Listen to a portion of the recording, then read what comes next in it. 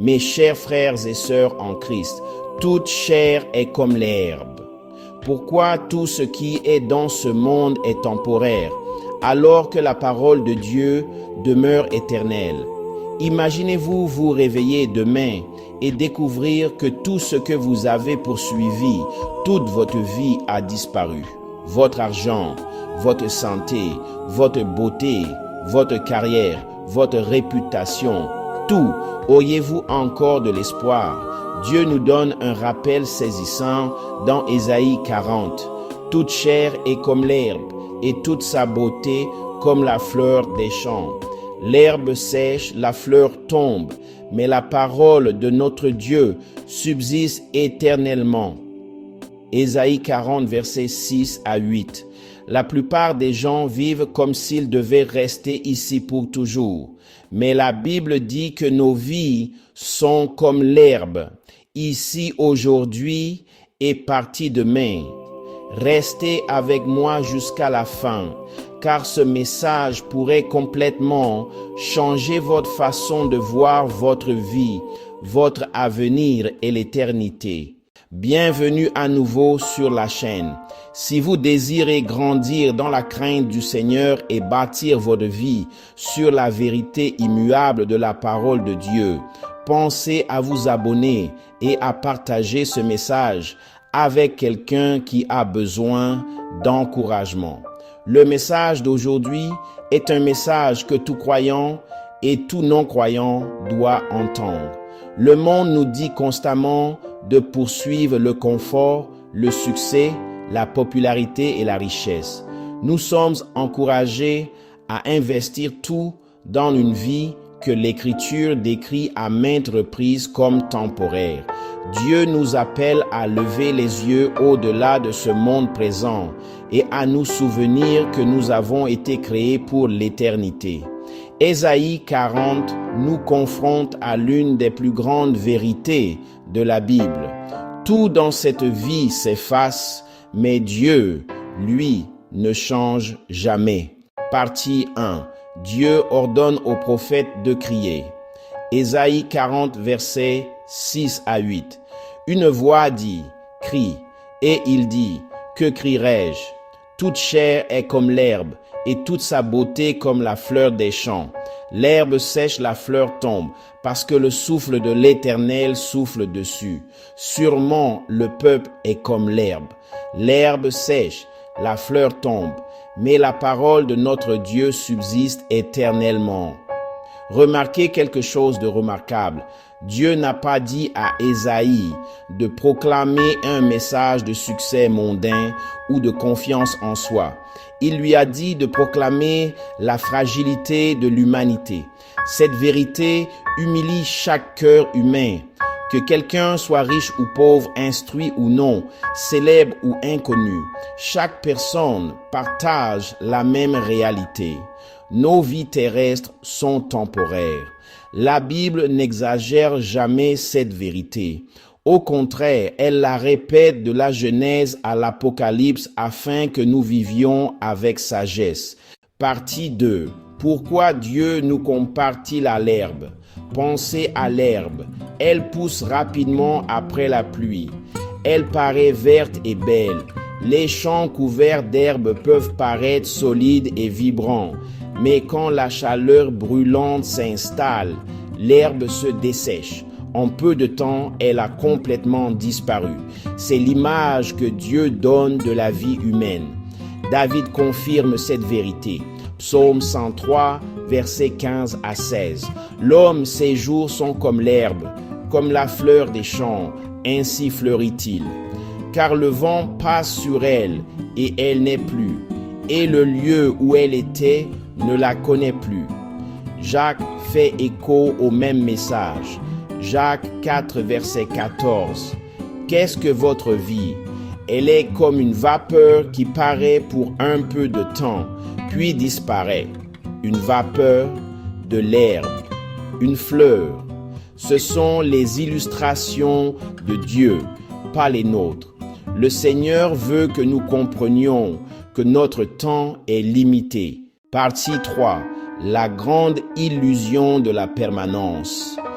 L'une des plus grandes tromperies de Satan consiste à convaincre les gens qu'ils ont beaucoup de temps. Beaucoup disent « Je me repentirai plus tard. Je lirai la Bible quand je serai plus vieux. Je servirai Dieu après la retraite. Je deviendrai sérieux dans ma foi un jour. Mais demain n'est jamais promis. » Le riche insensé de Luc 12 croyait encore avoir de nombreuses années devant lui. Il agrandit ses greniers et se félicita de sa prospérité. Alors Dieu dit, Luc 12, verset 20, « Insensé, cette nuit même ton âme te sera redemandée. » Il a mené des projets pendant des années. Dieu a réclamé sa vie cette nuit-là. Combien de personnes aujourd'hui mènent des projets tout en négligeant leur âme? Partie 4. La gloire humaine s'efface. Ésaïe dit, toute sa beauté est comme la fleur des champs. Tout ce que l'humanité admire finit par s'effacer. La beauté, la force, les capacités athlétiques, le pouvoir politique, l'intelligence, la popularité, la célébrité sur les réseaux sociaux, le succès financier. Ces choses peuvent durer une saison, mais elles ne peuvent pas durer éternellement.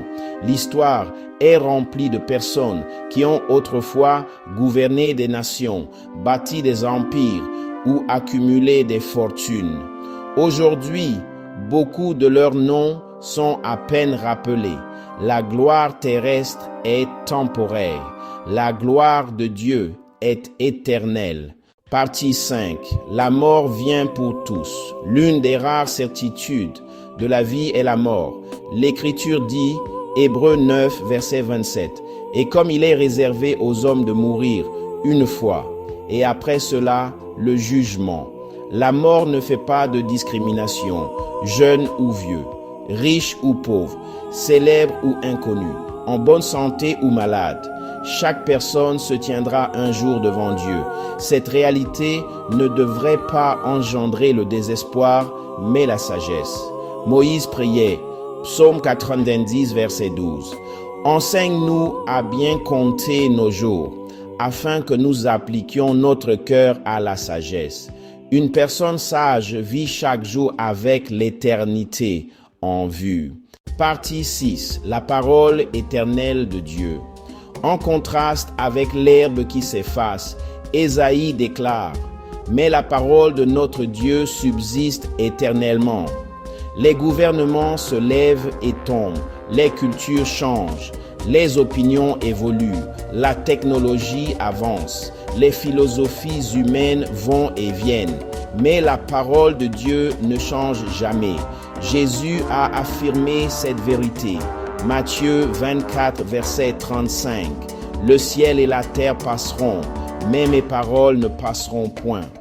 La Bible reste vraie, que les gens y croient ou la rejettent. La vérité n'est pas déterminée par l'opinion publique. La vérité est établie par Dieu. Partie 7. Pourquoi devons-nous bâtir sur le Christ? Jésus a conclu le sermon sur la montagne par une puissante illustration. Deux hommes ont construit des maisons. L'un a bâti sur le sable, l'autre a bâti sur la pierre. Les tempêtes sont venues pour les deux. La différence n'était pas la tempête. La différence était le fondement. La maison bâtie sur la pierre est restée ferme. La maison bâtie sur le sable s'est effondrée. Christ a dit que le sage constructeur entend ses paroles et obéit à lui. Il ne suffit pas d'admirer l'Écriture. Nous devons vivre par elle. Partie 8. Les trésors terrestres ne peuvent pas sauver Jésus, a demandé. Marc 8, verset 36. Car que servirait-il à un homme de gagner le monde entier s'il perdait son âme? Cette question mérite une réflexion sérieuse. À quoi sert la richesse si votre âme est perdue? À quoi sert la popularité si vous vous tenez condamné devant Dieu? À quoi sert le plaisir temporaire s'il vous coûte la vie éternelle? L'âme vaut plus que tout ce que ce monde peut offrir. Partie 9. Christ, notre espérance éternelle. La bonne nouvelle est que Dieu ne nous a pas laissés sans espoir. Bien que nos corps soient temporaires, Jésus-Christ offre la vie éternelle. Jean écrit, Jean 1, verset 1. Au commencement était la parole, et la parole était avec Dieu, et la parole était Dieu. La parole éternelle s'est faite chair. Jésus est venu sauver les pécheurs. Il est mort pour nos péchés. Il a été enterré. Il est ressuscité le 3e jour. Par lui, ceux qui se repentent et croient reçoivent le pardon et la promesse de la vie éternelle. Notre confiance n'est pas dans notre force, mais dans la grâce de Dieu. Partie 10. Comment devons-nous vivre? Puisque toute chair est comme l'herbe, comment devons-nous réagir? Craindre Dieu, se repentir du péché, obéir à ses commandements, chercher d'abord son royaume, amasser des trésors dans le ciel, marcher dans la sainteté, aimer les autres, partager l'évangile, passer du temps en prière, méditer quotidiennement sur la parole de Dieu. Vivez chaque jour comme s'il pouvait être le dernier, non dans la peur, mais dans une obéissance fidèle.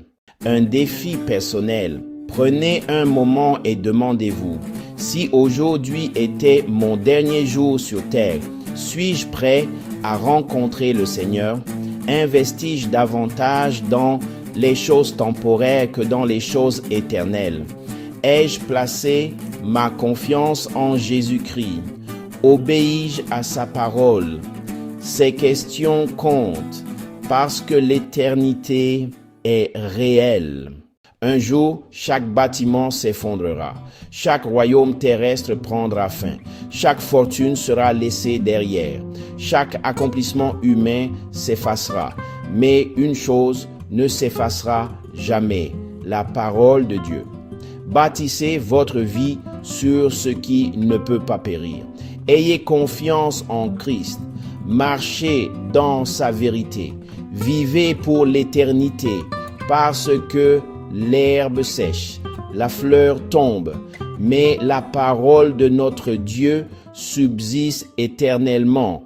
Prions, Père céleste, merci de nous rappeler que nos vies sont brèves et que tout dans ce monde passe.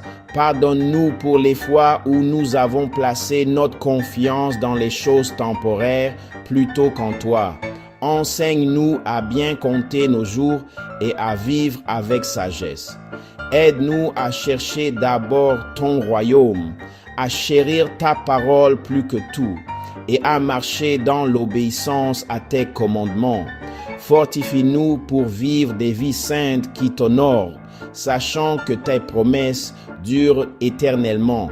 Nous te remercions pour l'espérance que nous avons en Jésus-Christ, qui a vaincu le péché et la mort et offre la vie éternelle à tous ceux qui ont confiance en lui.